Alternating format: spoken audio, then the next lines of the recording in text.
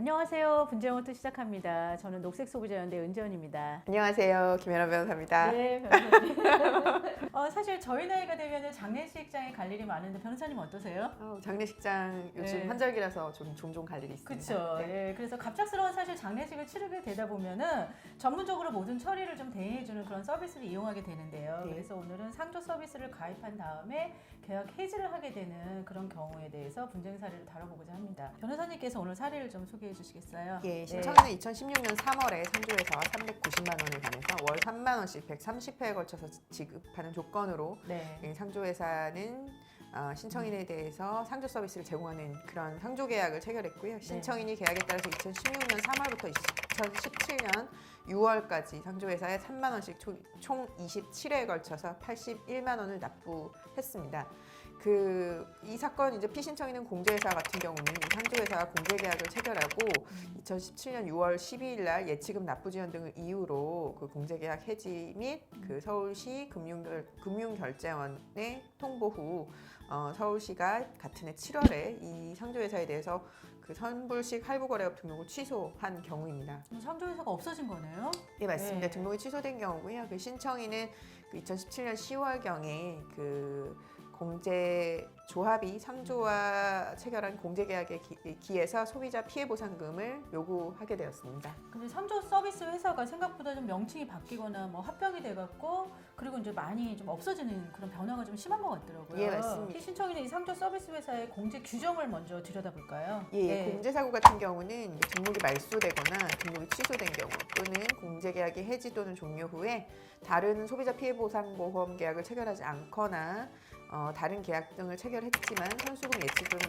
담보금 납부 등을 하지 아니한 상태에서 그 등록이 효력을 상실한 경우 등을 포함하게 되어 있습니다. 네, 그렇다면은 그 공제금 지급 규정에 대해서 세부 사항을 좀 간단하게 좀 말씀을 해주시겠어요? 예, 공제금 같은 경우는 이제 관계 법령에 따라서 산정되어서 지급이 되고요. 다만 그 공제 거래가 중지 또는 해지된 경우에도 그 신청인이 공제 계약자로부터 상품 가입 계약을 체결하거나 월부금을 납입한 경우에는 공제금 지급에서 제외되게 됩니다. 아, 그렇군요. 그럼 이번 분쟁 사례의 그 인정 근거를 한번 보면은 이 다툼 없는 사실 그리고 현 증서, 공제 규정, 공정거래위원회 사업자 정보, 통장거래 내용 지금 이렇게 있네요. 예, 맞습니다. 신청인 같은 경우는 월 3만 원씩 27회에 걸쳐서 자기가 81만 원 납입했기 때문에 전액 네. 지급해달라라고 이야기를 했고 공제조합 같은 경우는 81만 원 중에서 선수금 3만 원을 제외하고 그 나머지 50%인 39% 지급을 주장하게 되었습니다. 네, 그럼 판단의 근거가 되는 법률을 한번 볼까요? 할부 거래에 관한 법률이 좀 여기에 속한다고 볼 수 있을 것 같은데요. 예, 할부거래법 27조 1항 4호에 따라서 그 소비자로부터 선불식 할부 계약과 관련된 지금 공제계약이 체결된 사실에 대해서는 다툼이 없고요. 또 그 공제계약이 해지된 사실에 대해서도 역시 다툼이 없었고 그리고 이 업체가 등록이 취소된 사실이 인정이 되었기 때문에 공제조합 측에서 신청인에게 공제금을 지급해야 되고 그 상조회사에 대한 채무와 병존적으로 지급할 의무가 있다. 라고 인정되었습니다. 네, 근데 소비자가 사실 갑자기 당한 일이라서 좀 억울할 수 있을 것 같은데요. 예, 하지만 네. 이제 등록이 취소된 경우라도 네.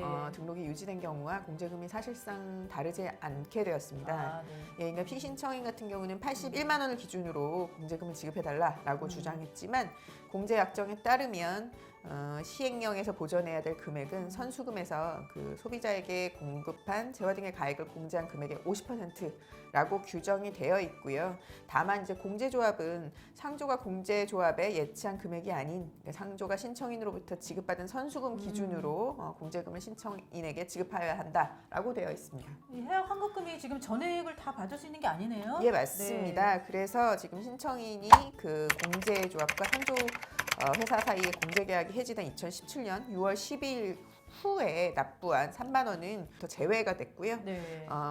그래서 이제 81만 원에서 3만 원을 제외하고 그 할부거래법에 따라서 50%에 해당하는 39만 원을 지급해야 된다라고 인정되었고 이에 대한 이제 지연이자가 인정된 사례입니다. 상조 서비스는 선불식 할부 거래 업체인데요. 이를 예방하기 위한 방법이 좀 몇 가지 있을 것 같은데요. 예, 계약 네. 체결 전에 이제 공정위 홈페이지 내 정보 공개, 사업자 정보에서 상조 업체가 공정에 등록된 업체가 맞는지 법정 비율에 따른 예치금이 예치하고 있는지 여부 등을 확인할 수 있습니다. 공정위에서 확인을 할 수 있는군요. 네. 그리고 법정 비율을 예치해야 되는 부분이 있습니다. 네. 그리고 공정위가 발표한 상조업 재무 현황 등 정보 자료도 참고할 수 있습니다. 네, 그럼 변호사님께서 말씀하신 것이 만약에 이게 좀 어렵다고 하면은 공정에 들어가서 찾아보고 이런 게 어렵다고 하면은 계약서나 뭐 회원 증서, 약관, 영수증 등을 좀 잘 보관하고 계약 해제 요청 시에 상조회사에 원본을 제출하더라도 추후 분쟁을 대비해서 반드시 사본을 좀 보관해야 되겠네요. 예, 맞습니다. 이제 네. 소비자 같은 경우는 수시로 3만 원에서 5만 원 정도 불입하는 경우가 대다수고 네. 일부 100만 원 이상 금액을 일시적으로 납부하는 경우도 있습니다. 그런데 이제 예치금 선불식 할부거래 업체가 부도난 경우에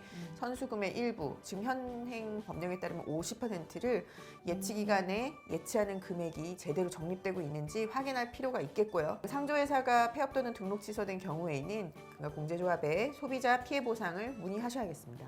이게 지금 상조 서비스는 계약하고 납부한 모든 금액을 사실 환불하지 못한다는 거를 좀 소비자들이 알아야 될 것 같고요.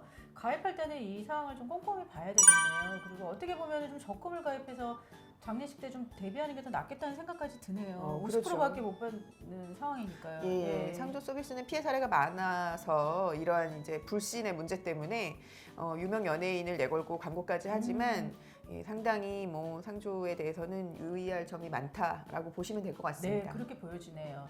상조업 관련 업무에 대해서 좀 잘 모르는 시민이라고 하면은 1372 소비자 상담센터를 통해서 상담을 신청하시고요. 관련 피해를 입은 경우에는 서울시 눈물그만 홈페이지 밑에 지금 자막이 나갈 텐데요. 여기서 선불식 할부 거래 피해 신고하기를 이용해서 온라인상에서 구제를 신청하는 것도 가능합니다. 변호사님 오늘 꼼꼼한 설명 감사드리고요. 다음 시간에도 유익한 주제로 부탁드립니다. 예, 감사합니다. 네.